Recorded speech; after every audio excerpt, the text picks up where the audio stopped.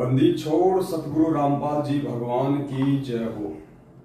परमपिता परमात्मा सारी सृष्टि के रचनहार, कुल मालिक, असंख्य ब्रह्मांडों के स्वामी, जगत गुरु, तीनों लोकों में प्रवेश करके सबका भरण पोषण करने वाले संत श्रोमणी सतगुरु रामपाल जी परमेश्वर जी के चरण कमल में हम सभी सत्सेवक भाई बहनों का कोटि कोटि दंडवत प्रणाम। और लाइव वीडियो देख रहे आप सभी भाई बहनों को हम सभी की तरफ से प्यार भरा सत्साहयोग। भाई और बहनों, दया परमपिता परमात्मा की, जिनके आशीर्वाद से एक बार फिर आप और हम सभी सत्सेवक भाई बहन सोशल मीडिया पर साथ संगति के माध्यम से अपने विचारों को लेके परमात्मा के सत्संगों को आधार बना के एक दूसरे के सामने रूबरू हैं। और पिछली पीढ़ी में सतगुरु रामपाल जी भगवान की ये विशेष मेहर है, ये विशेष दया है उनकी आत्माओं पे, जो परमेश्वर अपनी आत्माओं को ज्ञान आधार से मजबूत करने के लिए सात संगतियों के माध्यम से एक दूसरे को जोड़े हुए हैं। और निरंतर भगत आत्माएं एक दूसरे के सहयोग से ज्ञान को आधार बना के भक्ति मार्ग में आगे बढ़ती जा रही हैं। तो आज एक विशेष न्यूज थी जो आज नहीं तो कल घटित होनी थी, क्योंकि परमात्मा कहते हैं कि राम धारा और राजधारा, इनसे ना कोई बच पाया है और ना कोई बच पाएगा। तो बरवाला कांड 2014 आप सभी जानते हैं। जिस बरवाला कांड को करवाने में वैसे मुख्य भूमिका तो काल भगवान की थी, लेकिन काल भगवान साक्षात प्रकट नहीं होता है। वो साक्षात प्रकट होकर अपना कोई काम नहीं करता है। वो दूसरी आत्माओं में प्रवेश करके या उनके अंदर कुप्रेरणा करके वो अपना काम निकलवाता है। तो 2014 से पहले ही इस काल भगवान ने सतलोक आश्रम मैनेजमेंट हरियाणा यानी पूज्य गुरुदेव सतगुरु रामपाल जी भगवान के कलयुगी परिवार को अपना मोहरा बना लिया था बरवाला कांड के लिए। उस परम संत को, उस मार्ग को जो वे आगे लेके जा रहे थे, उसको अवरुद्ध करने के लिए, क्योंकि परमेश्वर की वाणी है कि जब तक हंसा हमरी आना, काल लगे ना तेरा बाणा। गुरुदेव कहते हैं जब तक भगत मेरी आन कान में, अर्थात मेरी मर्यादा में रहेगा, मेरे नियमों में रहेगा, गुरु को परमात्मा मान के भक्ति करेगा, तो काल उसको ठग नहीं सकता, काल उसको तोड़ नहीं सकता, काल उसके माध्यम से अपना काम निकलवा नहीं सकता। तो 2014 बरवाला कांड इसी बात का एक जीता जागता प्रमाण है कि काल भगवान ने गुरुदेव के कलयुगी परिवार को, जिसमें उनके बेटा बेटी, भाई बंधु, रिश्तेदार, जवाई और कुछ स्टेट कोऑर्डिनेटर थे, जिनको मोहरा बनाया, क्योंकि इन सभी लोगों की मर्यादा टूटी हुई थी। ये सभी लोग सतगुरु को मानुष मानते थे और चापलूसी सतलोक आश्रम बरवाला में पूज्य गुरुदेव जी के छोटे कलयुगी भाई महेंद्र भगोड़े की करते थे। जैसा महेंद्र इनको दिशा निर्देश देता था, गुरुदेव से ज्यादा ये उनकी बातों को महत्व देते थे, जिसके चलते परमात्मा की मर्यादाओं से ये दूर थे। काल भगवान ने इन सभी आत्माओं को मोहरा बनाया और आज आप देख ही रहे हैं इन्होंने संगत को कहां से कहां पहुंचा दिया है। कहां संगत बेचारी परमात्मा की गोद में बैठी हुई थी और कहां पिछले 7 वर्षों से इन्होंने संगत और परमात्मा के बीच में सैकड़ों कोस की दूरी पैदा कर डाली है। और बरवाला कांड करवाकर जो कुछ लोग आज तक वांटेड बने घूम रहे थे, जिनमें मुख्य जो भगोड़ा है मुकदमा नंबर 428 में मर्डर के केस में, वो है सतगुरु रामपाल जी भगवान का छोटा कलयुगी भाई महेंद्र। उसके बाद में नंबर आता है संजय खानपुर वाला, जो कि गुरुजी की कलयुगी बेटी मंजू का पति है। और भी बहुत सारे लोग हैं, कुछ लोग अभी अंदर हैं, कुछ लोग बाहर हैं, भगोड़े की भूमिका में हैं, लेकिन मुख्यतः ये 4-5 लोग ही थे, जिनमें से कुछ लोग तो बरवाला कांड के दौरान ही पकड़े गए थे, कुछ लोग बाद में पकड़े गए जो अभी बाहर जमानत पे घूम रहे हैं। तो आज ऐसा ही एक व्यक्ति पुलिस के हत्थे चढ़ गया है, जो पिछले 7.5 साल से भगोड़े की भूमिका निभा रहा था, यानी मंजू का पति संजय खानपुर वाला रिटायर्ड फौजी, जो आश्रम में सतगुरु रामपाल जी भगवान का बॉडीगार्ड बन के घूमता था, उनका गनमैन बन के घूमता था और पिछले 7 वर्षों से संगत के दान पे हराम के टूक तोड़ रहा था। दास ने उसको सलाह भी दी थी 1-2 बार, वो जयपुर आया था दास से मिलने के लिए। हालांकि दास को उसने काफी कुछ भला बुरा कहा, लेकिन हमें तो कोई फर्क पड़ता नहीं इन सब बातों से। तो उसने कहा था कि मुझे 12,000 रुपए मुझे तनख्वाह मिलती है संगत की तरफ से। तो दास ने कहा, रे नालायक, तू काहे की तनख्वाह ले रहा है? तू हट्टा कट्टा आदमी, मजदूरी कर, कहीं टोकरी गेर, 40-45 साल की तेरी उम्र है, तू क्यों संगत के टुकड़ों पे पल रहा है? और तू खुश होके मेरे को कह रहा है कि मुझे 12,000 रुपए मुझे तनख्वाह मिलती है, जैसे तू लोगों के घर में जाकर तू उनके खेतों के अंदर हल चला रहा हो। तो पुण्यात्माओं, हराम के खाने वाला कब तक बचेगा? आज नहीं तो कल पकड़ा तो जाना ही था। परमात्मा के दोषी हैं ये लोग, कब तक छुपते फिरेंगे, कब तक भागते फिरेंगे? तो देर सवेर बाकी लोगों का भी नंबर आएगा, इसमें कोई दो राय नहीं है। आज संजय खानपुर वाले का नंबर आया है। अब बेटे की अच्छे से जो है उसकी खातरदारी होगी जवाई राजा की, जैसे जवाई राजा की ससुराल में खातरदारी होती है ना, चावल बनाते हैं, फिर घी डालते हैं, फिर बूरा डालते हैं, सास उसके पास में बैठ जाती है, अब वो पुलिस वाले सास बन के उसके पास बैठेंगे, ढंग से उसका जो रिमांड जिसको हम कहते हैं ना, अब अच्छे से होगा, क्योंकि 7 साल से जितना संगत का खाया है वो परमात्मा निकालेगी का। तो हम आगे बढ़ेंगे, क्योंकि एक पीला पर्चा सतलोक आश्रम मैनेजमेंट हरियाणा वालों ने उसी विषय पे अभी शाम को 7 बजे भेजा है। बताओ, 7 बजे भी गुरुजी तो बिल्कुल हाजिर जवाब रहते हैं इनके लिए, चाहे रात को 12 बजे गुरुजी से जवाब मंगा लो, बिल्कुल तैयार रहते हैं परमात्मा इनके लिए। बताओ ये कौन सा टाइम है? देखो ऊपर टाइम लिखा हुआ है, ये देखो इधर, समय 7 PM। बताइए, और तारीख कितनी? आज ही आया है 23 जून 2022, यानी आज की डेट है। अभी तकरीबन 2 घंटे पहले आया है 7 बजे, जबकि जेल 4:30-5 बजे ही बंद हो जाती है, लेकिन 7 बजे का इन्होंने ये पर्चा भेजा है कि 7 बजे संत रामपाल जी महाराज जी ने हिसार जेल से सर्व संगत के लिए एक स्पेशल फरमान भेजा है। तो फरमान आपको एक बार पढ़ के सुना देते हैं, और पकड़ाने वाले भी मैनेजमेंट के ही लोग हैं। दास ने आपको एक बार कहा था पुण्यात्माओं कि मैनेजमेंट के अंदर 3-4 गुट बने हुए हैं। मैनेजमेंट में 3-4 खेमे बने हुए हैं, और इन लोगों ने केवल संगत को मोहरा बना के धर्म को धंधा बना रखा है। इन्हें भक्ति से, ज्ञान से कोई मतलब नहीं है। ये यदि ज्ञान प्रचार करवाते हैं तो सिर्फ अपने स्वार्थ के लिए करवाते हैं कि ज्यादा से ज्यादा लोग नाम दीक्षा लेंगे तो ज्यादा से ज्यादा हमारे पास ज्योति दान और पाठ का पैसा आएगा, वरना इन लोगों को कोई मतलब नहीं है दुनिया में ज्ञान फैलाने का। अगर इनको खुद को ज्ञान होता, अगर इन मैनेजमेंट वालों को, सतलोक आश्रम वालों को, गुरुजी के परिवार वालों को अगर खुद को ही ज्ञान होता, आध्यात्मिक ज्ञान होता या कोई सामाजिक ज्ञान होता, पुण्यात्माओं ये बरवाला कांड ही ना होता। अगर इनको खुद को ज्ञान होता तो परमात्मा के बच्चों को कौन वहां पे काले कपड़े पहना के बैठा था? कौन परमात्मा के बच्चों को उनके हाथों में डंडे, लठ, पत्थर, पेट्रोल बम और बंदूक देके पुलिस वालों के सामने मरने मारने के लिए खड़ा करता?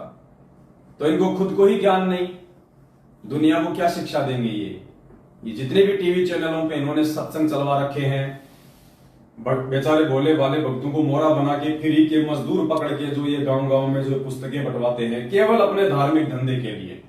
इन्हें केवल अपने धंधे से मतलब है, संगत से मतलब नहीं है, इनको दुनिया से मतलब नहीं है, इनको भक्ति और भगवान से मतलब नहीं, इनको केवल पैसों से मतलब है कि बस पैसे मिलते रहे, हमारा काम होता है। और दास का ये जो भगोड़ा जो पकड़ा गया है, बरवाला कांड का मुख्य दोषी मंजू का पति संजय खानपुर वाला, मेरा इससे कोई राग द्वेष नहीं है, ना इसने मेरी कोई जमीन हड़प रखी है, ना इसने मेरे कोई पैसे मार रखे हैं, ना मैंने उसकी जमीन हड़प रखी है, ना मैंने उसके कोई पैसे जो है वो मार रखे हैं। लेकिन जो सत्य है वो कहना हमारी सेवा है। ये परमात्मा का दोषी है, इसलिए पूरी संगत का दोषी है ये। और 7.5 साल से संगत के दान पे हराम के टूक तोड़ रहे थे ये। आज ये पकड़ा गया है देर सवेर, क्योंकि कहते हैं ना कि परमात्मा के घर में देर है, अंधेर नहीं है। तो एक ना एक दिन सबका नंबर आएगा, और ये समय नजदीक आता जा रहा है।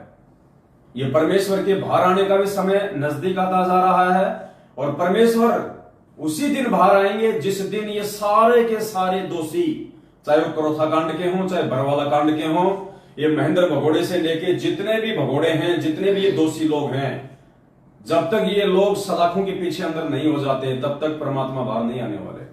तो धीरे धीरे एक एक करके सारे भगड़ों का नंबर आ रहा है, सब अंदर जाएंगे, सबकी हड्डियां टूटेंगी। और अब क्या करेगा ये जाके, जैसे इसके बाकी भाइयों ने किया था, जेल जाके गुरु जी के खिलाफ ही बॉन्ड भर देगा, गुरु जी के खिलाफ अपने बयान देगा। जब पिछवाड़े पे डंडे पड़ेंगे तो गुरु जी के खिलाफ पुरुषोत्तम की तरह, रामकुमार ढाका की तरह, बलजीत की तरह ये लिख लिख के दे देगा वहां पे कि साहब हमने कुछ नहीं किया, हमसे जो भी करवाया संत रामपाल जी महाराज जी ने करवाया। संत रामपाल जी महाराज जी के कहने पे हमने कमांडो बनाई, संत रामपाल जी महाराज जी के कहने पे हमने पेट्रोल पंप रखवाए, हमने भक्तों को मेन गेट पे बैठाया, क्योंकि संत रामपाल जी महाराज जी नहीं चाहते थे कि मैं कोर्ट में जाऊं। सारा का सारा ब्लेम पूरा का पूरा ठीक रहा गुरु जी के सिर पे फोड़ दिया जाएगा। हो सके तो अखबारों की कटिंग में आजकल में इसके बयान आने शुरू हो जाएंगे, आप जी देख लेना। सेम टू सेम यही बातें आपके सामने आएंगी जो आज से पहले बाकी जो है पकड़े गए लोगों के बयान आए थे। तो देर सवेर नंबर आया और नंबर आएगा, बाकी लोगों का भी आएगा और उन मनवश लोगों को भी अपने कुकर्मों की सजा मिलेगी, उन नामदान संचालक और उन कोऑर्डिनेटरों को भी अपने प्रत्येक कुकर्म की सजा मिलेगी जो उस परमेश्वर के बच्चों को ये फर्जी नामदान के अंदर खोल खोल के ज्योति पाठ और दान के आदेश बता बता के इन फर्जी आश्रमों में भेज भेज के बेचारों को भक्ति धन से और आर्थिक रूप से उनको ठग रहे हैं। नंबर उनका भी आएगा, भले उनका नंबर पुलिस की पकड़ में ना आवे, लेकिन जैसे अभी 4-5 दिन पहले मध्य प्रदेश के मांडला का तहसील कोऑर्डिनेटर राकेश दास सारनामी जो अभी हार्ट अटैक से जो मरा है, उसके 1 महीने पहले बिहार का स्टेट कोऑर्डिनेटर राजदेव बाबू बाथरूम में बैठा बैठा ही मर गया, हार्ट अटैक। उससे पहले गुजरात का कोऑर्डिनेटर कानू दास वो मर गया। पुण्यात्मा धीरे धीरे सबका नंबर आएगा। उससे पहले जम्मू कश्मीर का स्टेट कोऑर्डिनेटर ताराचंद वो हॉस्पिटल में मरा, अकाल मौत बीमारी से। और आए दिन संगत तो आलू टमाटर की तरह मर ही रही है। तो पुण्यात्माओं अब दास आपको थोड़ा सा ये दिखाना चाहेगा, समझाना चाहेगा। ये पीला पर्चा इन्होंने वायरल किया है। जैसे ये संजय खानपुर वाला पकड़ा गया कल, तो तुरंत सतलोक आश्रम मैनेजमेंट हरियाणा ने एक दूसरे के ऊपर शक की दृष्टि डालते हुए कि भाई किसने पकड़ाया, किसने पकड़ाया। तो जो भी व्यक्ति थोड़ा बहुत इनके विरोध में होता है ना, जो इनके इन फर्जी फरमानों को नहीं मानता है और जो इनके साथ में होता है, ये उसी के ऊपर अपने शक की सुई लेके जाते हैं। तो आज इन्होंने पीला पर्चा निकाला है 2 पेज का। दास आपको ये पढ़ के सुना देता है, देख लीजिएगा। सत साहिब जय बंदी छोड़ की सतगुरुदेव जी की जय। दिनांक 23/6/2022, समय 7 बजे, यानी आज की डेट है और आज शाम को 7 बजे ही हिसार जेल से इनके अनुसार ये पीला पर्चा आया है। जैसे गुरुजी इन्हीं के लिए बैठे हैं, गुरुजी को वहां पे प्रिंटिंग प्रेस दी हुई है, एक कंप्यूटर दिया हुआ है और गुरुजी की ड्यूटी केवल एक ही है कि मैनेजमेंट के लिए पीले पर्चे छापते रहो बस। ये देखिए, सतसाहिब सर्व संगत व सर्व आश्रमों तथा नामदान केंद्रों तथा सत्संगों को करने वाले सब सेवादारों को दास का निर्देश है। यानी गुरुजी ने पूरे मैनेजमेंट को स्पेशली एक आदेश दिया है, एक निर्देश दिया है आज सख्त स्पेशली। दास का निर्देश है कि भगत सुभाष पुलिस वाला सनोप श्री महेंद्र सिंह, गांव सुंडाना, जिला रोहतक की नो एंट्री की जाती है।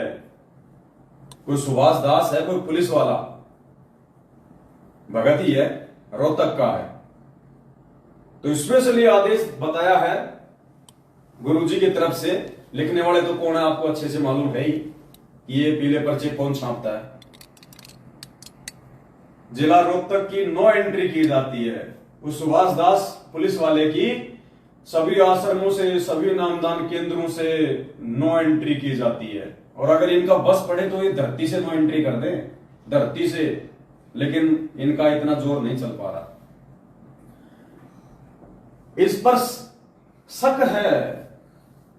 अब बताओ, अरे भगवान किसी पे शक करता है क्या?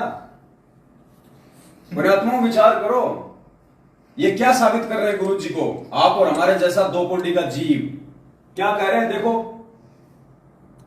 इस पर शक है कि इसने भगत संजय दास खानपुर वाले को सीआईडी करके पकड़वाया है। यानी ये संगत ने विचार करना है। ये तो जो मर्जी लिखेंगे इस पीले पर्चे में, इनका तो काम है, काल भगवान इनकी बुद्धि पे बैठा हुआ है, पेन कॉपी इनके हाथ में दी हुई है, ये जो मर्जी लिखेंगे। लेकिन आपको ये पीला पर्चा दिखाने का दास का मतलब क्या है कि आप लोग समझो, इसकी लिखावट को समझो, इस पीले पर्चे के शब्दों को समझो। क्या वो परमात्मा भी किसी पे शक करेगा? क्या भगवान भी शक करने लग गया? एक तरफ तो हम गुरु जी को अंतर्यामी कहते हैं कि अंतर्यामी एक तुम, आत्म के आधार, जो तुम छोड़ो हाथ तो मैं कौन उतारे पार। अरे अंतर्यामी को शक करने की क्या जरूरत है? अंतर्यामी तो सीधा सीधा बोल दे कि भैया इसी ने पकड़वाया है और कोई दूसरा नहीं है, यानी बात खत्म। अब ये शक की बात कहां से आ गई? पुण्यात्मा, शक कौन करेगा? शक वो व्यक्ति करेगा जिसको सच्चाई का नहीं पता है, जिसको हकीकत का नहीं पता है, जो 50-50 है, जिसको संदेह है कि वो भी हो सकता है वो भी हो सकता है। तो यहां पे गुरुजी के नाम से ये पीला पर्चा लिखा गया है और कह रहे हैं कि गुरुजी को शक है। यानी गुरुजी लिख रहे हैं इस पीले पर्चे में मैनेजमेंट के अनुसार कि मेरे को शक है। यानी बिना कोई चीज फाइनल, बिना कोई प्रमाणों के क्या हमारे गुरुजी कभी कोई बात बोलते हैं? हमारे पूज्य गुरुदेव जी की सबसे बड़ी खासियत क्या है? सबसे बड़ी खासियत है कि हमारे गुरुदेव कोई भी शब्द अपने मुख कमल से उस समय बोलते हैं जब उनके पास में उसके विषय में 10 प्रमाण होते हैं, उनके पास में वो सबूत होते हैं। जैसे परमात्मा ने ब्रह्मा विष्णु महेश की उत्पत्ति बताई, उनके माता पिता बताए, उनकी जन्म मृत्यु बताई, तो परमात्मा ने उनके 10 उनके एग्जाम्पल दिए, उनके सबूत दिए हैं। और यहां क्या कह रहे हैं? गुरुजी को भी शक है। यानी गुरुजी आश्वस्त नहीं है, यानी गुरुजी अभी पूरी तरह से इस बात से अपरिचित हैं, आप और हमारी तरह दो कोटि के जीव की तरह। तो भगवान भी शक करने लग गया। एक नया पॉइंट निकल के आया है। थोड़े दिनों में पता नहीं क्या क्या बना देंगे गुरुजी को, देखते जाना आप। अगर आप लोगों ने आंखें नहीं खोली ना, पता नहीं गुरुजी को क्या क्या बना देंगे ये। तो कह रहे भगवान को भी शक है भाई।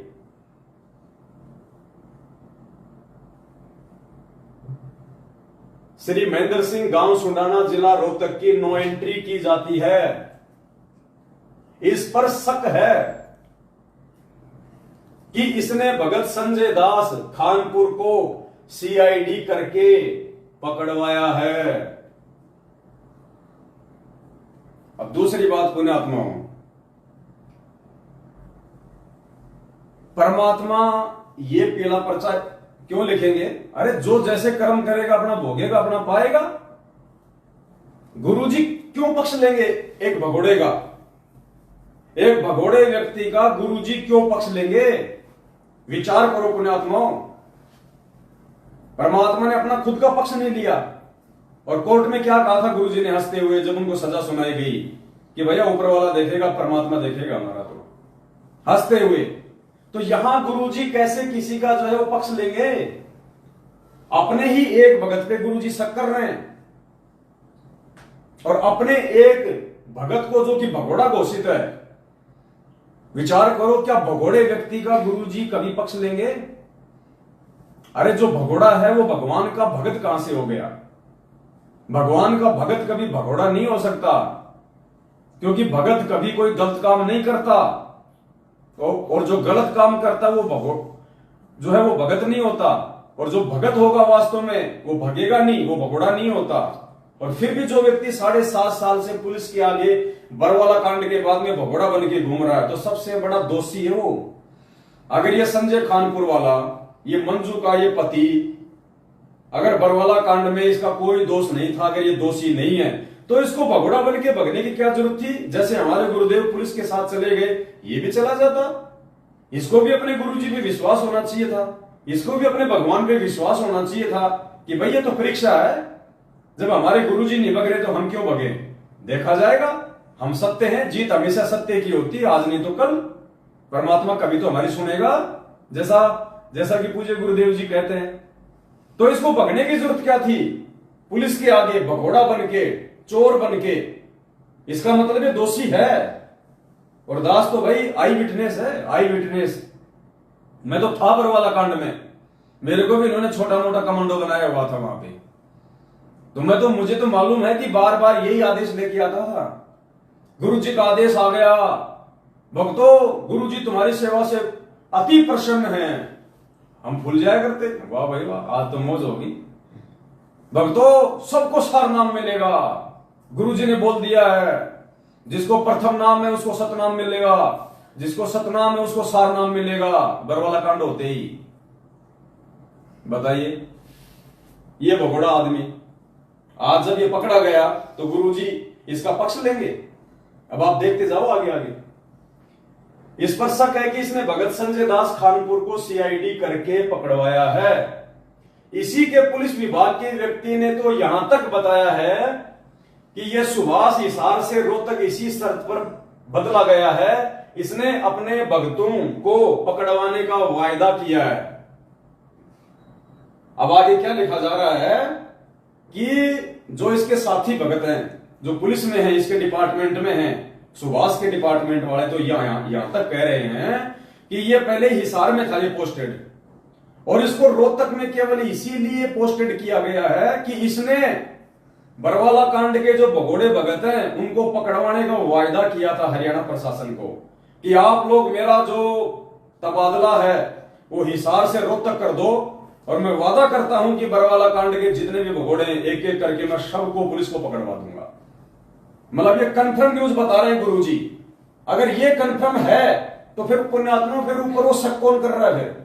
फिर शक करने की गुंजाइश कहां रहेगी? फिर जब इतना कंफर्म हो गया, इसके डिपार्टमेंट वाले यहां तक बता रहे हैं कि इसका तो प्रमोशन, इसका तो तबादला इसलिए हुआ है हिसार से रोहतक में कि इसने भक्तों को पकड़वाने का वायदा किया था, तो फिर शक की बात कहां रह गई? फिर गुरुजी शक क्यों लिखेंगे ऊपर कि हमें शक है? जब इतना बड़ा पुख्ता प्रमाण आ गया सामने, उसी के लोगों ने कह दी ये बात, फिर वो शक की बात यहां पे गुरुजी क्यों करेंगे कि हमें शक है?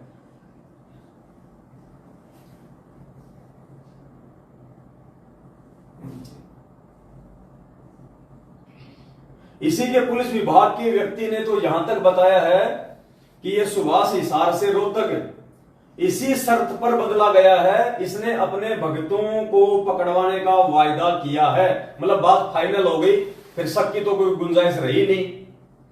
तब यह बदला गया है। यह है कौन? ये सुभाष 12, 13, 14 जून 2022 परमात्मा के प्रकट दिवस पर तीनों दिन रोहतक के सिंहपुरा आश्रम में सेवा के बहाने रहा था। 3 दिन का जो प्रकट दिवस था ना, कागज की फोटो का, ये रोहतक के सिंहपुरा आश्रम में भी मनाया गया था। तो कह रहे कि तीनों दिन ये वहां भंडारे में मौजूद था, ये सुभाष पुलिस वाला। अच्छा,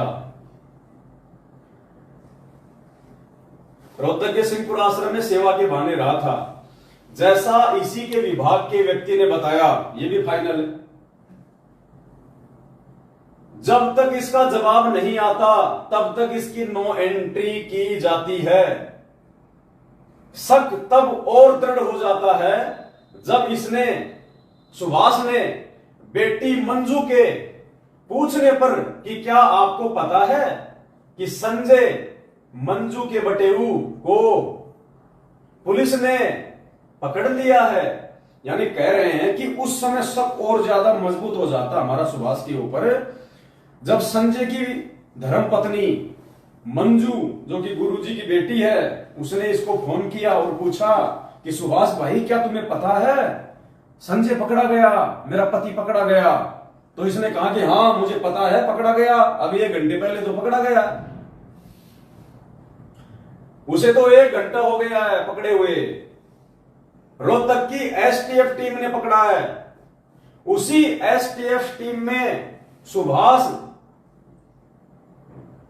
भेष बदल कर आया है। ये भगत, ये गलत मिसप्रिंट है। भगत बदल कर तो मतलब है नहीं, भेष बदल कर ही होगा। यानी उस जिस रोहतक की जिस एसटीएफ टीम ने इस संजय कानपुर इस भगोड़े को जो पकड़ा है, कह रहे हैं कि उसी टीम का सदस्य था ये सुभाष।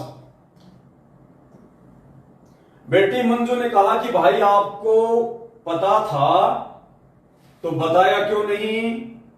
उत्तर था कि ध्यान नहीं रहा, कि मैं भूल गया बताना। मुझे मालूम था कि तेरा पति पकड़ा गया और घंटा भर हो गया, लेकिन मैं बताना भूल गया। अब देखिए आगे क्या कह रहे हैं गुरुजी इन लोगों की तरफ से। यदि भगत सुभाष का स्पष्टीकरण संतोषजनक नहीं मिला तो इसको गुरुद्रोही घोषित किया जाएगा। और पहले तो उस पर इतने शक किए जा रहे हैं, फिर उसके डिपार्टमेंट के लोग भी बता रहे हैं, और अभी भी क्या कह रहे हैं कि एक बार सुभाष से पूरी बात कर लो। अगर संतोषजनक कोई जवाब नहीं मिलता है तो फिर उसको गुरुद्रोही घोषित कर दो। यानी गुरुद्रोही, फिर इसका मतलब गुरुजी घोषित नहीं कर रहे, गुरुद्रोही तो मैनेजमेंट घोषित करेगा। अगर मैनेजमेंट अगर संतुष्ट हो गया तो ठीक है, ये गुरु भगत है, और मैनेजमेंट यदि संतुष्ट नहीं हुआ तो ये गुरुद्रोही है। तो विचार करो भाइयों, गुरुद्रोही कौन घोषित कर रहा है? गुरुजी कर रहे हैं या मैनेजमेंट गुरुद्रोही घोषित कर रहा है? देखो ये क्या लिख रहे हैं, यदि भगत सुभाष का स्पष्टीकरण संतोषजनक नहीं मिला तो इसको गुरुद्रोही घोषित किया जाएगा। यदि सच में यह गलती की है तो परमात्मा का दोषी है।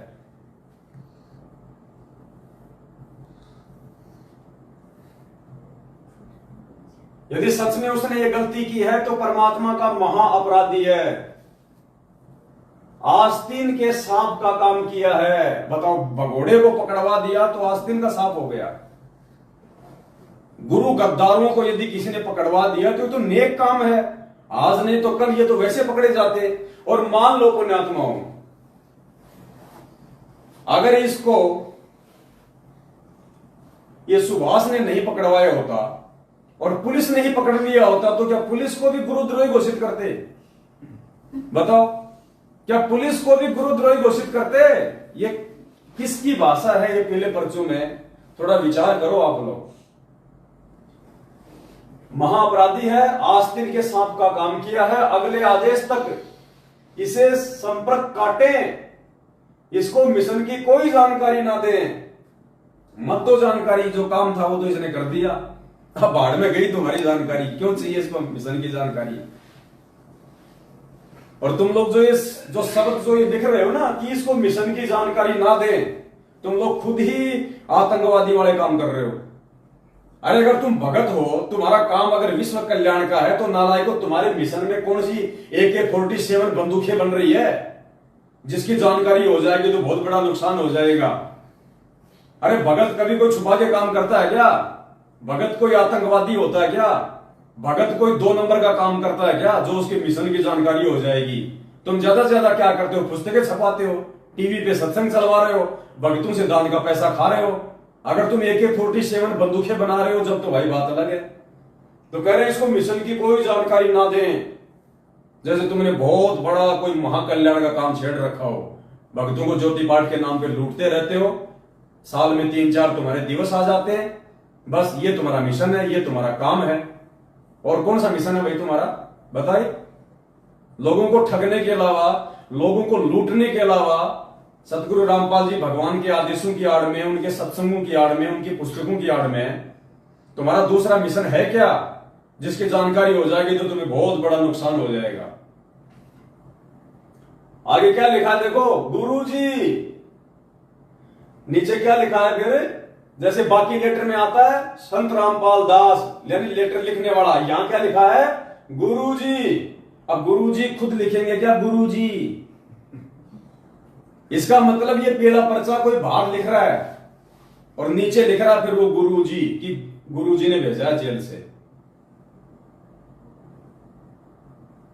अगर कोई जेल से लेटर लिख के भेजेगा तो गुरुजी लिख के नहीं आता, उसका नाम आता है, क्योंकि जेल वालों के लिए गुरुजी नहीं है, जेल वालों के लिए वो एक कैदी है, वो एक मुजरिम है।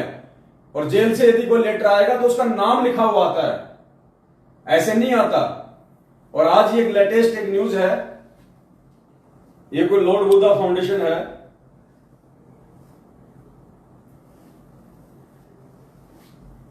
क्या आपके पास? मेरे को भेजना। तो कहते जी आप भेजो मेरे उस पर दूसरे नंबर पे भेजो 82 73 84 वाले।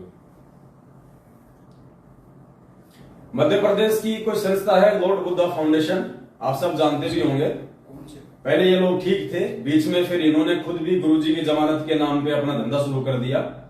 तो इन्होंने अभी महीने भर पहले हिसार जेल में कोई आरटीआई लगवाई थी कि भाई हिसार जेल से संत रामपाल जी ने कोई लेटर, कोई वीडियो, कोई ऑडियो, कोई पत्र, कुछ संदेश कोई भेजे हैं क्या आज तक 7 साल से जब से वे जेल में गए हैं। तो उसका जवाब आया है कि हिसार जेल से कोई भी ऑडियो, कोई भी वीडियो, कोई भी लेटर, कोई भी संदेश, कोई भी चिट्ठी उनकी तरफ से बाहर नहीं भेजी गई है, ना कोई पुस्तक भेजी गई है। आज स्पष्ट वो आरटीआई में लिखा हुआ है। और कितनी आरटीआई पहले लग चुकी हैं इन्हीं मुद्दों को लेके। हर बार जवाब आता है सुनने, यानी कुछ नहीं भेजा गया जेल से, बाहर से लोग कोई धोखाधड़ी कर रहे हैं, कोई फ्रॉडबाजी कर रहे हैं। बुझ दिया?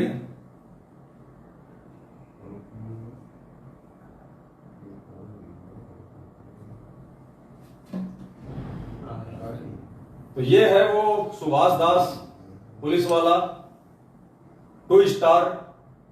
क्या होता है 2 स्टार? सब इंस्पेक्टर है ये रोहतक में। तो इसको अब गुरुद्रोही घोषित किया जाएगा। बताओ भाई साहब को नमस्कार, आप भी हमारी श्रेणी में आ गए। आपका धन्यवाद है साथ संगति में, अगर आप आना चाहो तो आपका मोस्ट वेलकम है, क्योंकि गुरुद्रोही तो आप घोषित किए जाओगे, इसमें कोई शक नहीं है। ये पट्टा तो आपके गले में डाला जाएगा। तो आपसे निवेदन है, अगर परमात्मा आपको सद्बुद्धि दे तो आपने एक नेक काम किया है भगोड़े को पकड़वा के, और आप साथ संगतियों से भी जुड़ जाओ ताकि परमात्मा के आप जी और थोड़ा सा नजदीक आओ, थोड़ा ज्ञान को आधार बना के आप भी थोड़ा भक्ति मार्ग पे चलो ताकि आपका भी आत्म कल्याण हो। तो ये भाई साहब हैं, अब इनको गुरुद्रोही इनको घोषित किया जाएगा। बताओ, ये तो पुलिस वालों को भी नहीं छोड़ते, हमारे जैसों को तो क्या छोड़ेंगे, ये तो पुलिस वालों को भी, सब इंस्पेक्टर जैसे महान लोगों को भी ये तो गुरुद्रोही घोषित कर रहे। भाई बताओ क्या कर ले इस दुनिया शाणी का। तो पुण्यात्माओं निकलो इसके जाल से बाहर। ये आरटीआई है,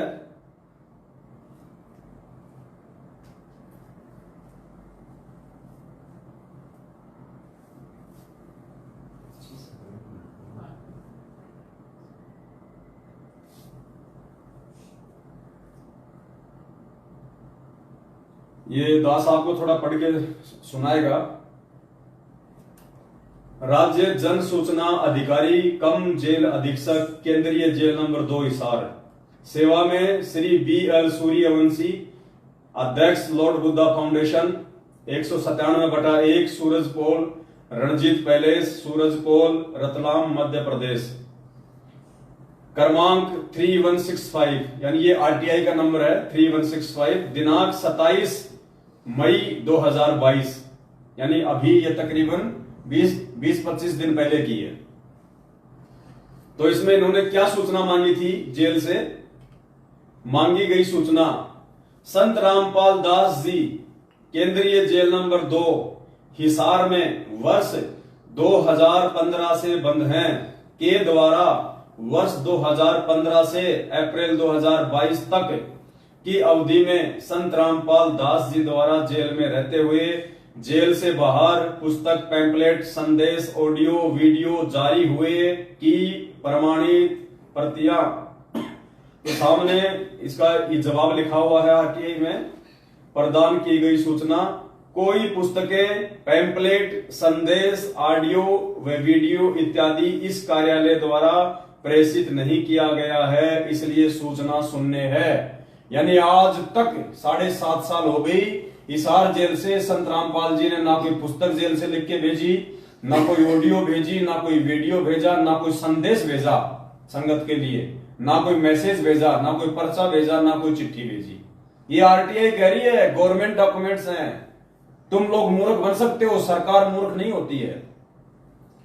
नंबर 2, संत रामपाल जी द्वारा जेल में रहते हुए दिनांक 16/3/2022, 20/3/2022 व 21/4/2022 को जारी संदेश एवं दिनांक 11/3/2022 को डीजीपी राजस्थान जयपुर के नाम पत्र जेल में जारी हुए उनकी जेल अभिलेख की प्रमाणित प्रतियां, यानी इस पवन दास को पकड़वाने के लिए जो आजकल ये फर्जी लेटर लिए घूमते हैं ना, ये थानों में हमारी साथ संगतियां रुकवाने के लिए कि राजस्थान के डीजी के नाम पे एक लेटर जारी किया है, तो वो भी इन्होंने सूचना मांगी कि राजस्थान जयपुर डीजी के नाम पे कोई लेटर जारी किया गया क्या।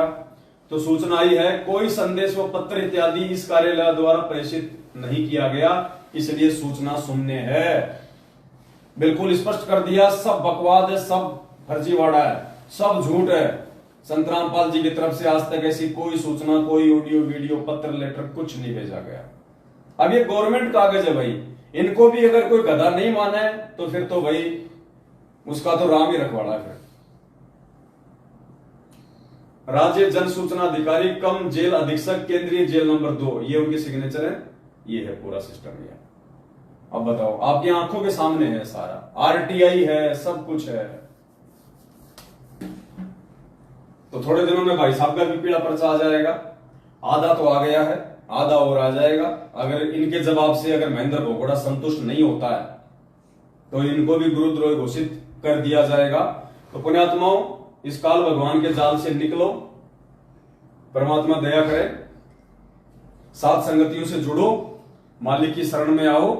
एक ये छोटी सी सूचना थी जो आप सभी भगत भाई बहनों को देनी थी, परमात्मा के आशीर्वाद से आप जीव को दी गई है। और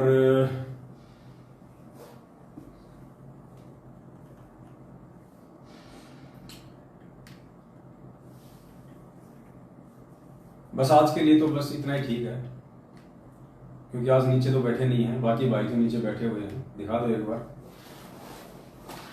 बाकी भाई बहन बैठे हुए हैं सारे।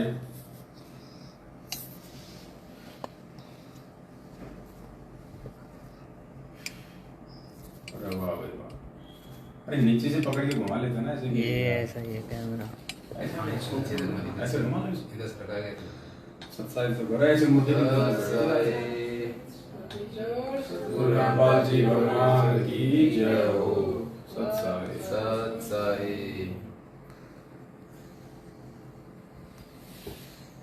बस आज के लिए केवल इतना ही, फिर परमात्मा दया करेंगे, फिर आपके सामने आएंगे। सत्साहे बंदे छोड़ सतगुरु रामपाल जी भगवान की जय।